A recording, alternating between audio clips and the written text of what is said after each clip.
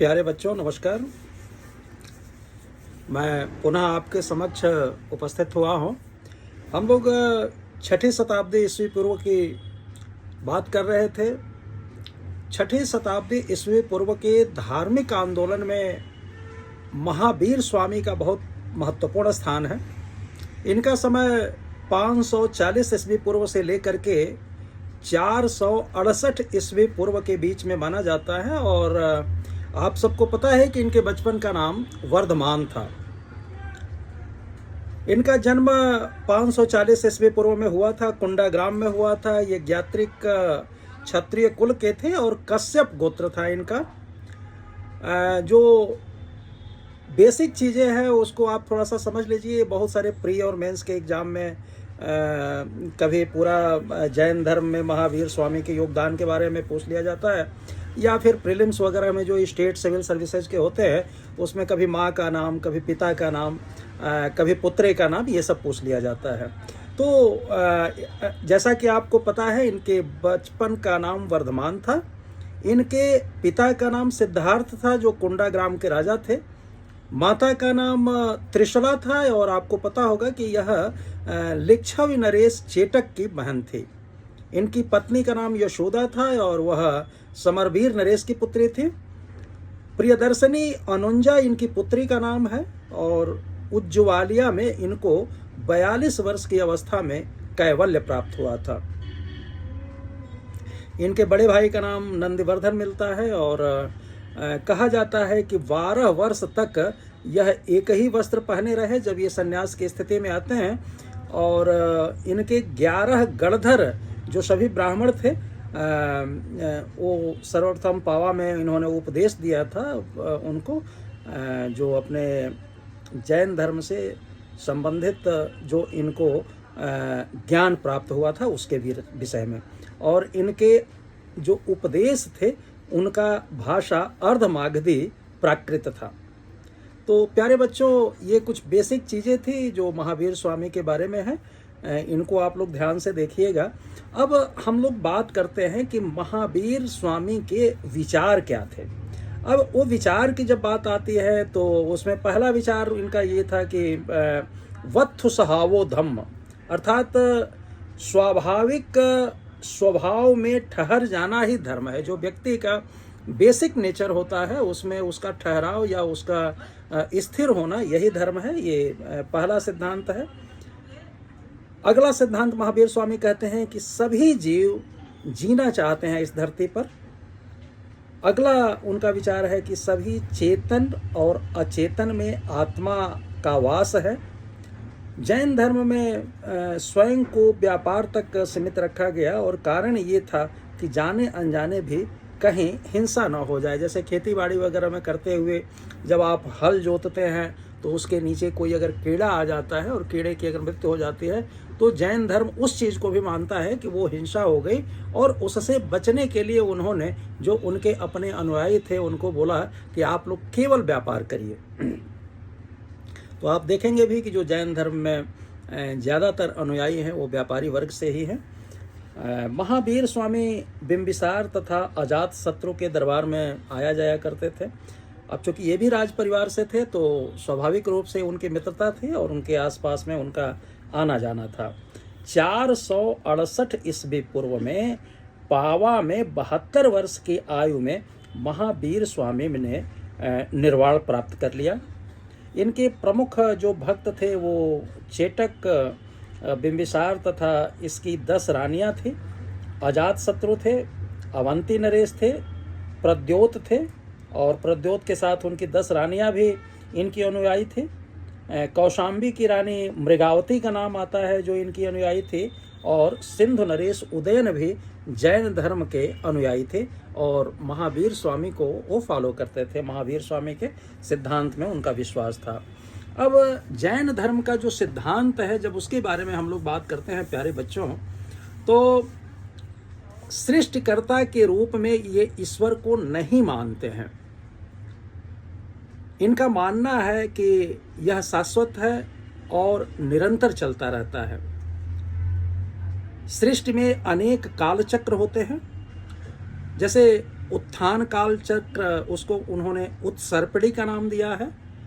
अवसान काल चक्र वो अवसर्पिणी, ध्यान रखिएगा कि पहला जो है उत्सर्पिणी है और अवसान काल चक्र को अवसर्पिणी कहा जाता था। सृष्टि का निर्माण जीव तथा अजीव नामक दो तत्वों से होता है और जीव का तात्पर्य है आत्मा और अजीव इसके 5 उप तत्व हैं। कभी कभी प्रश्न पूछ दिया जाता है कि जैन धर्म के जो अजीव हैं उनके उप तत्वों के नाम बताइए, तो ये ध्यान से सुनिएगा कि अजीव जो हैं उनके 5 उप तत्व हैं। पदार्थ, काल, आकाश, धर्म और अंतिम है अधर्म। ये जैन धर्म के 5 उप तत्व हैं। प्यारे बच्चों, जब जैन धर्म के कर्मबंधन की बात करता है जैन धर्म, तो वो कहता है कि जीव का चरम लक्ष्य मोक्ष की प्राप्ति है। कर्म बंधन तोड़ने से मोक्ष की प्राप्ति होती है, ये उनका मानना है। और कर्म रोकने की प्रक्रिया को संबर तथा जीव में प्रविष्ट कर्म को हटाने को निर्जरा या झाड़ना कहते हैं। अब मोक्ष के बाद जीव का आवागमन के चक्र से छुटकारा मिल जाता है। जैन धर्म के जब त्रिरत्न की बात हम करते हैं तो उसमें 3 शब्द आते हैं, जैसे सम्यक दर्शन, सम्यक ज्ञान और सम्यक आचरण। प्यारे बच्चों, इसके अलावा जैन धर्म में 5 महाव्रत, 5 अणुव्रत की बात होती है। तो 5 महाव्रत में अहिंसा, सत्य, औचौर्य, अपरिग्रह और ब्रह्मचर्य, ये जो इनके सिद्धांत भी हैं, ये 5 महाव्रत कहे जाते हैं। इसी के तरह से जब 5 अणुव्रत कहे जाते हैं, तो ये जो 5 नाम आपने लिया ना, उसके सबके अंत में अणु शब्द जुड़ जाएगा। जैसे अहिंसा अणुव्रत, सत्य अणुव्रत, औचौर्य अणुव्रत, अपरिग्रह अणुव्रत और ब्रह्मचर्य अणुव्रत। इसके अलावा 7 शील व्रत माने गए हैं जैन धर्म में। ये सारे शब्द याद जरूर करिएगा आप लोग, ये बहुत इम्पोर्टेंट है और ये बिल्कुल मतलब फैक्ट्स है। ये सारे के सारे जो भी शब्द हैं ये सारे फैक्ट्स के रूप में हैं। तो जब आप नोट्स बनाते हैं तो उसके अंदर इन शब्दों का समावेश अवश्य होना चाहिए। 7 शील व्रत का जब नाम आता है तो उसमें 3 गुण व्रत हो गए और 4 शिक्षा व्रत हो गया, जिसमें दिग्व्रत, अनर्थ दंड व्रत, देश व्रत और इसके बाद प्लस जो 4 शिक्षा व्रत हैं उसमें सामयिक, प्रसोधोपवास, उपभोग, प्रतिभोग और अंतिम है संविभाग। तो इस तरह से ये 7 शील व्रत के नाम जैन धर्म में प्राप्त होते हैं बच्चों। इनको आप ध्यान से याद करिएगा। फिर जब अगले चरण की बात करते हैं तो इसमें स्यादवाद या सप्तभंगीयवाद या अनेकांतवाद, ये 3 शब्द आते हैं। ज्ञान की सापेक्षता का सिद्धांत है यह, और जैन धर्म के अनुसार ज्ञान 5 प्रकार के होते हैं। आप लोगों ने सुना था सिर्फ ज्ञान शब्द और सिर्फ ज्ञान की बातें होती थी, लेकिन यहाँ पे जैन धर्म में ज्ञान के भी 5 प्रकार इन्होंने बताया है। पहला है मति, अर्थात इंद्रियों के द्वारा जो अनुभूति होता है, इसको इंद्रियानुभूति बोलते हैं। तो पहला ज्ञान का मार्ग वह है। दूसरा है श्रुति, अर्थात श्रवण द्वारा सुन करके। अवधि जो तीसरा प्रकार का ज्ञान है, उसको दिव्य ज्ञान का पर्याय माना गया है। इसके बाद चौथा है मनः पर्याय, अर्थात दूसरे के मन की बात को जानना मनः पर्याय कहा गया है। और अंतिम है कैवल्य, जिसको पूर्ण ज्ञान माना गया है, और यह पूर्ण ज्ञान केवल तीर्थंकरों को प्राप्त होता था जो उनके तीर्थंकर हुए हैं जैन धर्म के। अब ज्ञान के 3 स्रोत माने गए हैं बच्चों। तो ज्ञान के 3 स्रोत में एक प्रत्यक्ष माना गया, दूसरा अनुमान माना गया और तीसरा तीर्थंकर के उपदेश माने गए। इसी तरह से ज्ञान की विभिन्नता 7 प्रकार की होती है, जिसे सप्तभंगीय बोलते हैं। ये सप्तभंगीय कई एग्जाम्स में पूछे गए, यूपी एमपी के पीसीएस में पूछा गया जब हम लोग एग्ज़ाम देते थे उस समय पर, और ये हमेशा बहुत महत्वपूर्ण है। तो इसको सप्तभंगीय नाम से याद रखिएगा। यह हालांकि इसका मतलब है कि ज्ञान की 7 प्रकार की विभिन्नता। अब जैसे स्यात् अस्ति मतलब शायद है, स्यात् नास्ति अर्थात शायद नहीं है। फिर अगला है कि स्यात् अस्ति च नास्ति, शायद है भी और नहीं भी है। अगला है स्यात् अव्यक्तव्यम, शायद कहा नहीं जा सकता। स्यात् अस्ति च अव्यक्तम, शायद है पर कहा नहीं जा सकता। इसके अगला है स्यात् नास्ति च अव्यक्तम, शायद नहीं है और इसको कहा भी नहीं जा सकता। और अंतिम है कि स्यात् अस्ति च नास्ति च अव्यक्तम, शायद है भी या नहीं भी है और कहा नहीं जा सकता। अब इसका उदाहरण आप समझिए, जैसे एक हाथी है और एक अंधा व्यक्ति, उसको बता दिया गया कि हाथी के बारे में आप बताइए कि हाथी क्या है। तो जो सुन स्पर्श करता है वो सुन के बारे में बोला कि हाथी पतला सा और इस तरह के सुन के आकार का होता है। अगर किसी ने उसका पैर पकड़ा तो उसके नज़र में सिर्फ पैर वो हाथी का पर्याय बन जाता है। अगर किसी ने उसके सर के ऊपर हाथ रखा तो वो हाथी का केवल सर के रूप में व्याख्या करेगा। मतलब जिस जिस अंग को वह अंधा व्यक्ति स्पर्श करता है उसी के अनुसार वह व्याख्या करता है कि हाथी इस प्रकार का होता है। लेकिन आप जो लोग हैं और हाथी जो आप देख रहे हैं उसका स्वरूप कैसा है आप अच्छी तरह से समझते हैं। तो ये 7 जो सप्तभंगीय है, इसको समझने में आपको इस हाथी के उदाहरण से बहुत मदद मिलेगी बच्चों। इसके बाद जैन धर्म में मोक्ष प्राप्ति के लिए एक शब्द आता है काया क्लेश।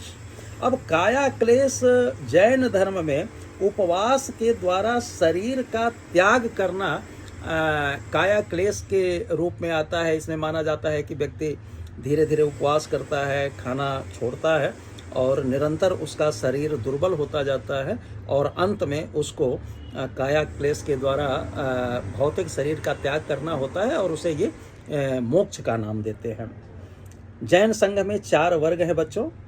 एक पहला है मुनि या उनको भिक्षु बोला जाता है। आरिका करके है, आरिका अर्थात भिक्षुणी, और श्रावक श्राविका 2 शब्द हैं। ये गृहस्थ में जैन मतावलंबी होते हैं, मतलब गृहस्थ में रहते हुए मुनि या भिक्षुणी के रूप में ये कार्यरत होते हैं। इसी तरह से जैन धर्म के 2 संप्रदाय प्राप्त होते हैं, एक श्वेतांबर और दूसरा दिगंबर।